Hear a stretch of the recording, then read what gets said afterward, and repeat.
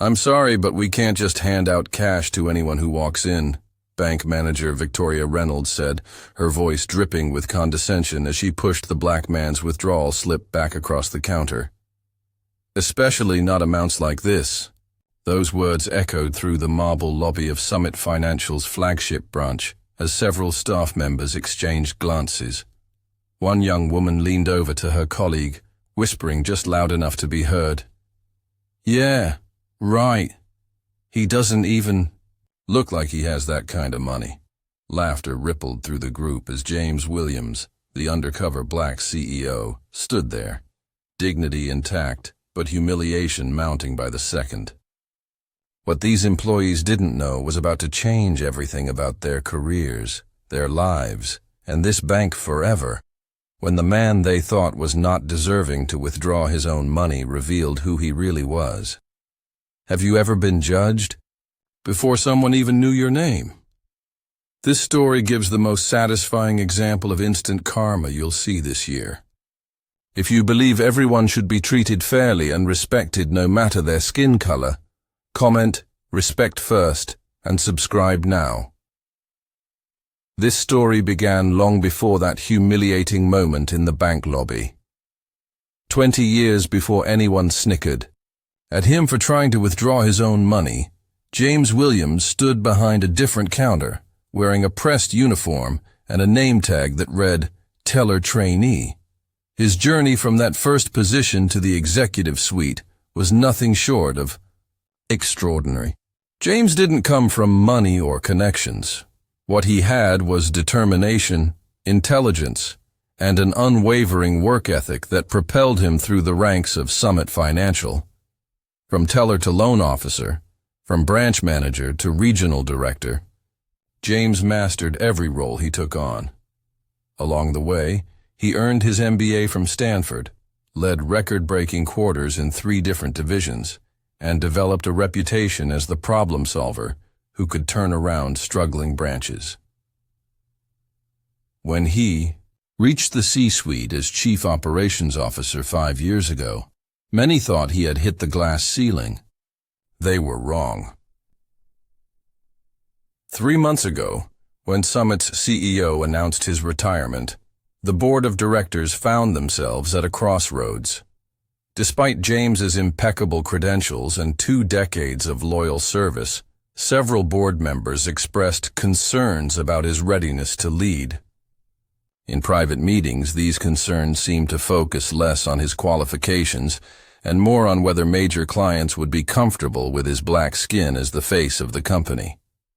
After a contentious vote, James Williams became the first black CEO of Summit Financial. His acceptance speech was gracious, but pointed. "I will ensure that every client, every employee, and every community we serve experiences the same level of respect and excellence. No exceptions." But these weren't empty words.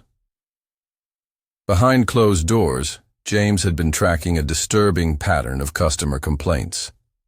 While overall satisfaction scores looked good, digging deeper revealed significant disparities in service quality across certain branches and demographic groups. The numbers told a troubling story that previous leadership had buried. Rather than relying on reports and second-hand accounts, James decided to see for himself. The undercover boss approach wasn't just a gimmick, it was the only way to experience the unfiltered reality his customers faced. The flagship branch downtown was managed by Victoria Reynolds, a 10-year veteran with an impressive record on paper. Her numbers were exceptional: high transaction volumes, excellent new account generation. But James had noticed something in the raw data. While formal complaints were few, customer exit interviews told a different story. People were leaving, especially customers of color, citing poor service and feeling unwelcome. When pressed, most wouldn't elaborate, simply taking their business elsewhere. But numbers on a spreadsheet couldn't capture the human experience. As CEO, James needed to see exactly how customers were being treated, not through the sanitized lens of corporate reports or the defensive explanations of branch managers, but with his own eyes, as an ordinary customer without the shield of his position. For 2 weeks, James had prepared for this day. He'd studied customer complaint patterns, reviewed secret shopper reports, and even practiced adopting a slightly different posture and speech pattern, not to deceive, but to ensure he wouldn't be immediately recognized. Only 3 people in the entire organization knew about his plan. Daniel Kim, the head of operations, Sophia Martinez, the chief legal officer, and his executive assistant, who had cleared his calendar for the day under the guise of site visits. This wasn't just about catching bad behavior. It was about experiencing the everyday reality faced by customers who didn't look like the wealthy white clients featured in Summit Financial's marketing materials. It was about understanding how it felt to be deemed less than the moment you walked through the door. It was 9:15 a.m. on a Tuesday when James Williams walked through the revolving doors of Summit Financial's flagship branch. He had deliberately chosen modest attire, a simple navy hoodie, dark slacks, and low-profile sneakers. His watch, normally a subtle Patek Philippe, had been replaced with a basic Timex. He carried a well-maintained but not designer messenger bag. To anyone looking, he appeared to be a casual middle-class man, not the CEO of the entire institution. James took a seat in the waiting area, ostensibly checking his phone, but actually observing the customer service dynamics unfolding around him. What he witnessed in those first 15 minutes was more revealing than 1,000 customer surveys. A white businessman in an expensive suit approached the entrance. Before he even reached the counter, a staff member intercepted him with a smile. "Good morning, sir. How can we help you today?" The man was escorted directly to a desk, bypassing the line entirely. Minutes later, an elderly Asian couple entered. They were directed to take a number and wait. No smile, no warmth, just a pointing finger toward the seating area. A young white woman in casual clothes approached the quick service counter. The teller chatted amicably with her, asking about her weekend plans. Transaction completed in under 2 minutes. Then a Hispanic man in work clothes stepped up to the same counter. Suddenly there were additional questions, requests for multiple forms of ID, and a suspicious once-over from the teller. His simple check cashing took nearly 10 minutes. James watched this pattern repeat itself 6 more times before he finally approached the counter himself. By then, he had been waiting for 37 minutes despite the branch being only moderately busy. 3 white customers who arrived after him had already been served. The systematic nature of it was what struck James most. This wasn't just one rude employee or an isolated incident. It was a carefully choreographed dance of bias, subtle enough to maintain plausible deniability, yet consistent enough to send a clear message about who was valued and who was not. As an executive who had spent years climbing the corporate ladder, James was accustomed to certain treatment. Doors opened for him, literally and figuratively. People listened when he spoke. His ideas were given weight and consideration. But strip away the tailored suit, the corner office, the executive title, and what remained was simply a black man in a hoodie, suddenly invisible to the very institution he led. The irony wasn't lost on him. Just yesterday, he had sat in a boardroom, as these same branch metrics were presented as evidence of excellence. Victoria Reynolds had been specifically mentioned as a model manager, whose methods should be emulated across the system. Her branch had been held up as the gold standard of customer service and financial performance. Now, as he finally moved toward the counter, he wondered how many customers had walked away from Summit Financial because of experiences like the one he was about to have. How many dreams went unfunded? How many businesses never launched? How many families remained financially vulnerable because the system decided they didn't deserve the same respect and service as others? When James finally reached teller Amanda's window, the young woman's smile faltered. "How can I help you?" she asked, her tone noticeably cooler than it had been with the previous customer. "I'd like to make a withdrawal, please," James said, sliding his ID and withdrawal slip across the counter. The amount, $85,000. Amanda's eyes widened slightly. She examined James's driver's license, then looked at his face, then back at the license, as if confirming they were indeed the same person. "This is a large amount," she said, her voice rising just enough to catch the attention of her colleague at the next window. "Yes, it is," James replied calmly. "But it's well within the daily limit for my account type." Amanda didn't respond. Instead, she turned and whispered something to Brian, the senior teller at the next station. Brian glanced over, nodded, and then walked over, positioning himself directly behind Amanda so he towered over the counter. "Is there a problem here?" he asked loudly, not directed at Amanda but at James. Heads turned throughout the lobby. Other customers stared. An older woman clutched her purse tighter. James felt the weight of every eye in the place, the silent judgment, the immediate assumption that he must be doing something wrong. With remarkable composure, James placed his bank card on the counter alongside his ID. "No problem at all. I'm simply making a withdrawal from my account." Brian picked up his ID, studying it with exaggerated scrutiny. "We've been seeing some unusual activity on these types of accounts lately," he said, emphasizing these types just enough to make his meaning clear. "We need to be extra careful." "What types of accounts would those be exactly?" James asked, his voice steady. Brian ignored the question. "Amanda, can you pull up the account history, please? Let's see what kind of transaction patterns we're looking at." As Amanda tapped at her keyboard, another staff member drifted over.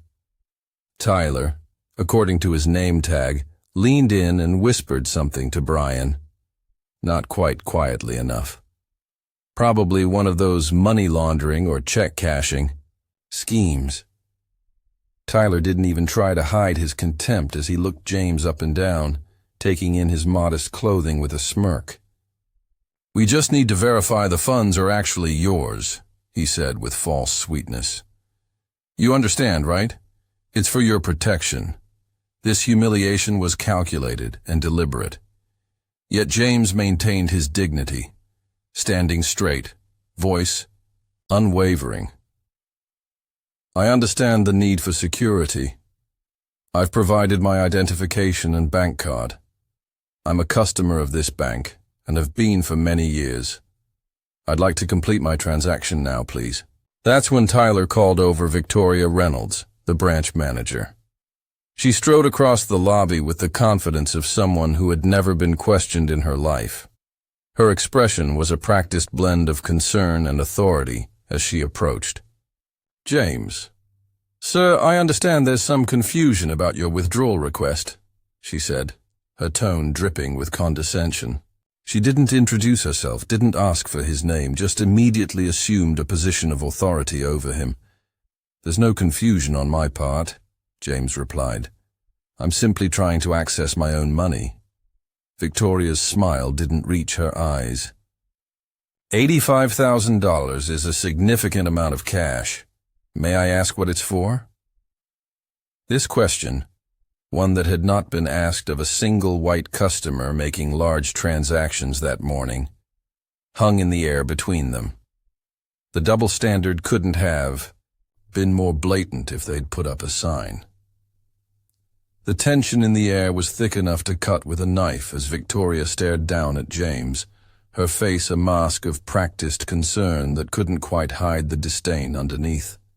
The bustling bank lobby seemed to quiet around them, as if the very air was holding its breath in anticipation of what would come next. "Mr. Williams," she said finally, glancing at his ID, her fingers holding it by the edges as if reluctant to touch it too much. This amount doesn't seem appropriate for someone like you. This bank prides itself on dignity, and we have a class of customers we serve, so we can't just serve anyone who walks in. There it was. The mask had slipped. In those few words, Victoria had revealed exactly what this was about. Not security protocols, not banking regulations, just pure, unfiltered prejudice dressed up in corporate speak.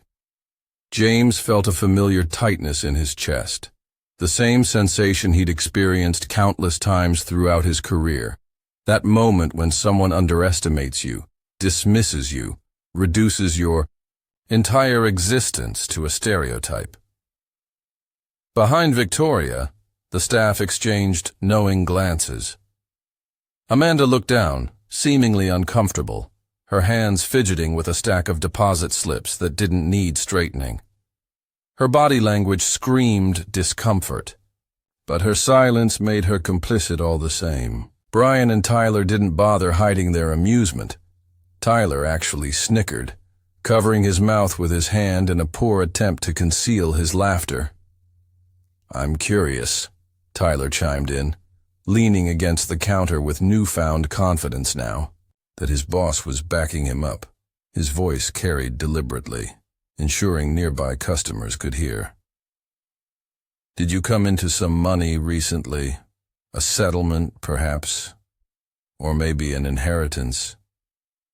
The implication was crystal clear. In their minds, there was simply no legitimate way a black man could have access to this kind of money. It had to be some kind of windfall, some stroke of luck rather than hard work, intelligence, and determination. Without another word to Victoria, James reached into his messenger bag and pulled out his phone. "Excuse me for a moment," he said, stepping slightly away from the counter, while still remaining in full view of everyone as he dialed. Tyler nudged Brian, both of them watching with smirks on their faces. Tyler whispered something that made Brian stifle a laugh. Amanda, the teller who had first assisted James, kept her eyes down, but her discomfort was palpable in the rigid set of her shoulders. "Yes. Hello," James spoke into the phone, his voice taking on an even more professional tone than before. "This is James Williams calling." Tyler mimicked his posture exaggeratedly, standing up straight with his nose in the air, mouthing "James Williams calling" to Brian, who stifled a laugh. Tyler's performance was for the benefit of the entire staff, a show of dominance, of belonging, at James's expense. The bank's mission statement was prominently displayed on the wall behind them. Building financial success together with trust, respect, and integrity. The words now seemed like a cruel joke in contrast to the scene unfolding beneath them. Victoria stepped forward, patience clearly exhausted. Her polished leather shoes squeaked slightly on the marble floor as she moved, the sound oddly loud in the tension-filled space. "Sir, I'm going to have to ask you to conclude your business elsewhere. You're creating a disturbance in our branch." James continued his call as if she hadn't spoken. "Yes, I'm still at the downtown branch. No, they've refused the transaction." "Yes, that's correct." Victoria signaled to Brian, who reached for the security phone extension. The situation was escalating by the second. Other employees had stopped what they were doing to watch, sensing that something significant was unfolding. That's when James turned away from Victoria and spoke his final words into the phone. Words that would change everything in the next few moments. "Daniel, I need you in the downtown branch now." The name hit Victoria like a physical blow. Daniel, as in Daniel Kim, head of operations for the entire bank.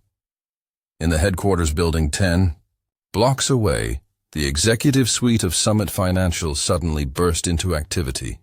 Daniel Kim stood bolt upright at his desk, his face draining of color, as he recognized the voice on the other end of the line and realized who was calling him.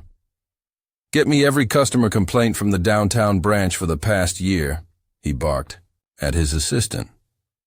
Every single one, even the ones that didn't make it into the formal review process. In the adjacent conference room, board members who had been reviewing quarterly projections found themselves suddenly interrupted as security feeds from the downtown branch were pulled up on the main screen. "What's happening?" asked Richard Barnes, the chairman of the board, as technicians scrambled to enhance the audio. "You need to see this, sir," replied the head of security, his expression grim. The color drained from Barnes's face as he recognized the man being mistreated by their staff. That's James Williams. That's our CEO," the security director confirmed. "And this has apparently been going on for 20 minutes already." Back in the bank lobby, the grand double doors of Summit Financial's flagship branch burst, open with such force that they slammed against the walls, the sound reverberating through the marble lobby like a thunderclap. Every head turned as Daniel Kim strode into the space, his presence commanding immediate attention. "Stop this immediately!" His voice carried the weight of absolute authority, not a request, not a suggestion, a command that froze everyone in place. Victoria's expression shifted from irritation to confusion as she recognized the executive. In the 10 years she'd managed this branch, Daniel Kim had visited perhaps twice, always scheduled weeks in advance, always with a formal agenda. His unexpected appearance, the fury evident in his stride, triggered the first real flicker of fear in her eyes. "Do you have any idea who this is?" Daniel cut her off, gesturing toward James, who remained perfectly composed amidst the chaos. The question hung in the air, heavy with implication. Victoria glanced at James, then back at Daniel, confusion giving way to the first inklings of dread. Daniel approached James, his entire demeanor transforming as he did. The righteous anger he had directed at Victoria gave way to profound respect as he addressed the man who had been treated so shamefully. "I am so deeply sorry you experienced this, especially here," he said, his voice carrying throughout the silent lobby. Then he turned back to face the staff, his expression hardening once more. "This," he announced, his voice ringing with authority, "is James Williams, the CEO of Summit Financial. Your boss." The words landed like physical blows. Victoria staggered backward as if struck. Tyler's hand flew to his mouth, his eyes widening in horror as the realization of what he had done, who he had mocked, sank in. Brian's face drained of all color, his Adam's apple bobbing as he swallowed repeatedly. Amanda began to tremble visibly, tears welling in her eyes. Amidst the shock and disbelief, James finally spoke, his voice carrying the unmistakable weight of absolute authority. "Victoria Reynolds, Tyler Matthews, Brian Parker," he said, addressing each of them in turn, making deliberate eye contact. "You are terminated, effective immediately. No raised voice, no dramatic gesture, just the simple, incontrovertible exercise of power by someone who had earned the right to wield it. Your actions today have demonstrated that you are fundamentally incompatible with the values of this institution and the legal requirements of fair banking practices," James continued. "This is not a suspension or a performance improvement opportunity.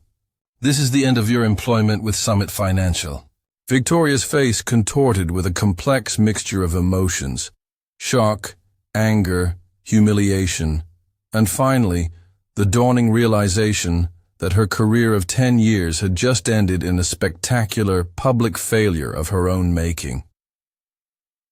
The days following the Eausch incident were a whirlwind of emergency meetings, legal consultations, and intense discussions about the future of Summit Financial.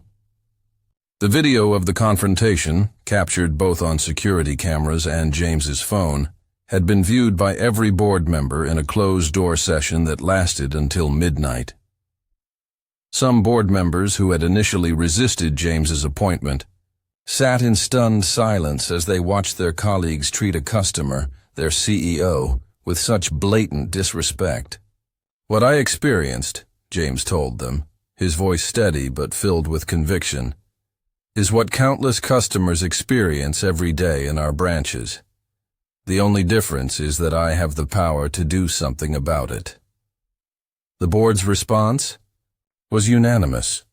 A complete overhaul of the bank's approach to diversity, equity, and inclusion, not as a peripheral initiative, but as a core business strategy.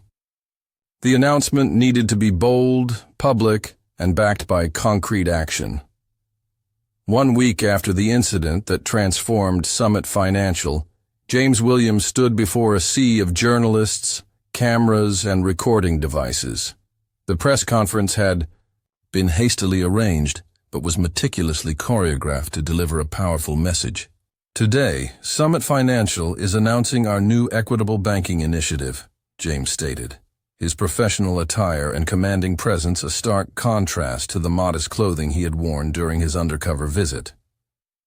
"This comprehensive program represents an investment of $50 million in anti-discrimination training, community outreach, and internal accountability systems." Behind him stood a united board of directors and executive team, their presence a visual statement of institutional commitment.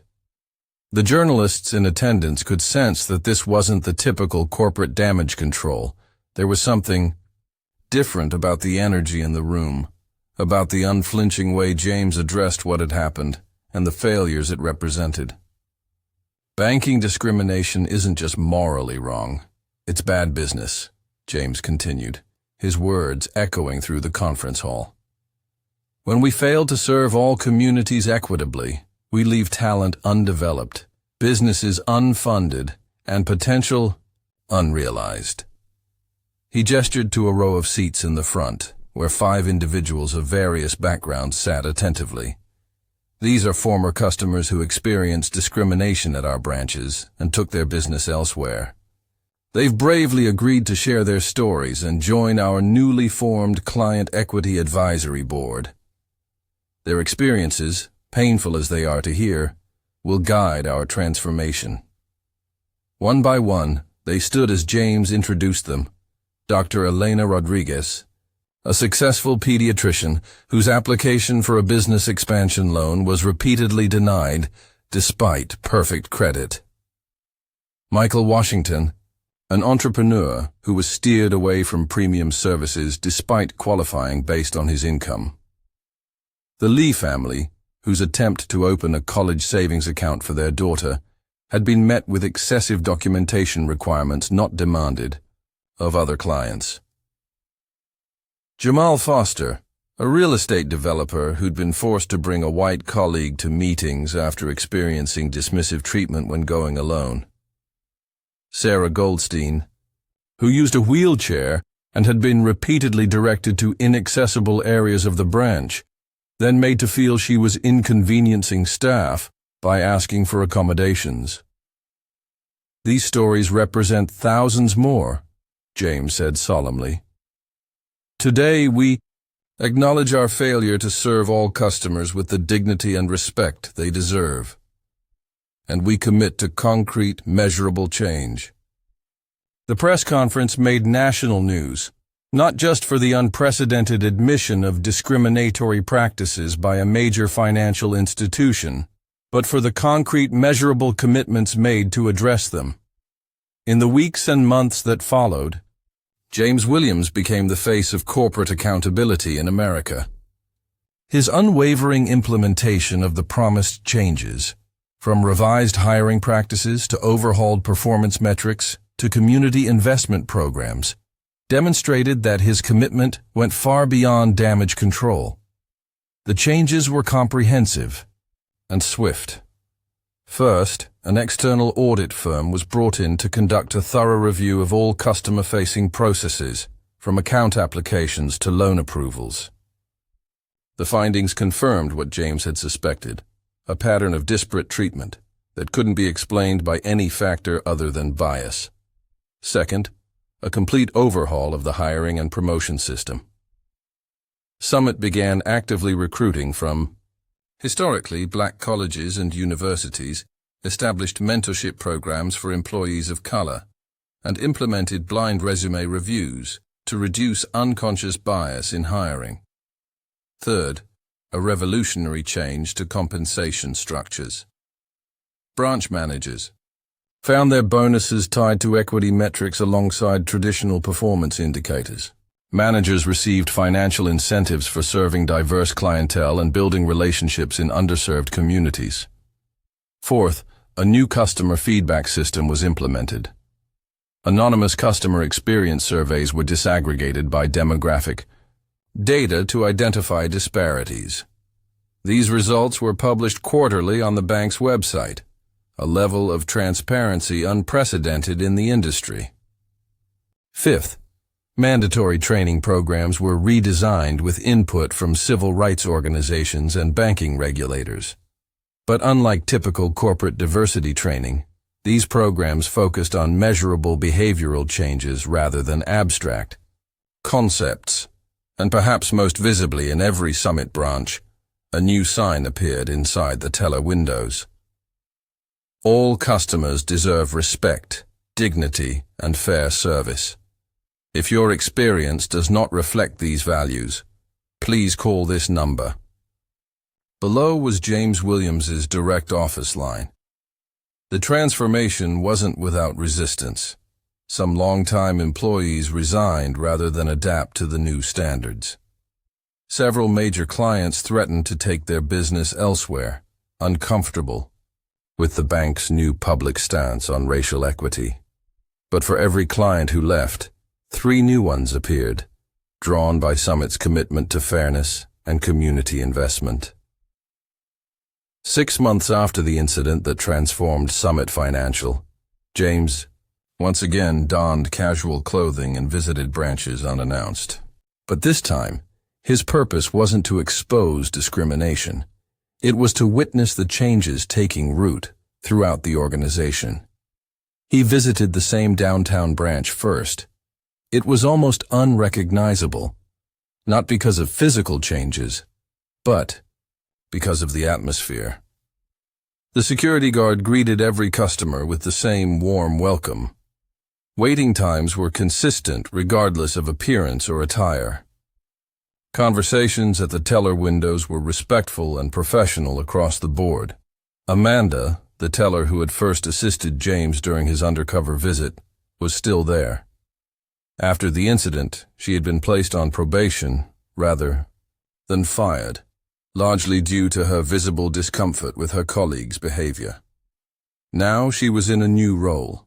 Branch Equity Coordinator, responsible for ensuring fair treatment standards were maintained daily.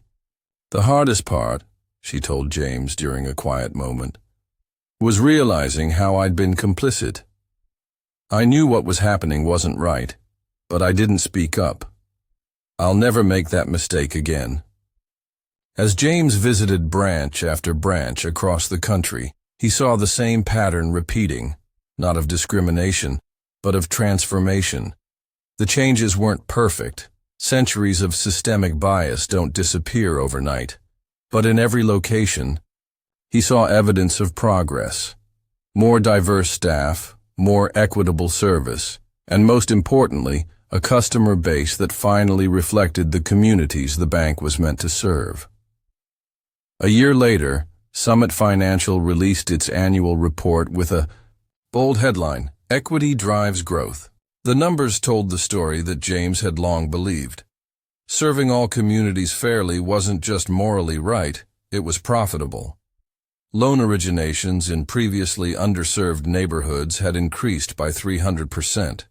Small business lending to minority entrepreneurs had quadrupled.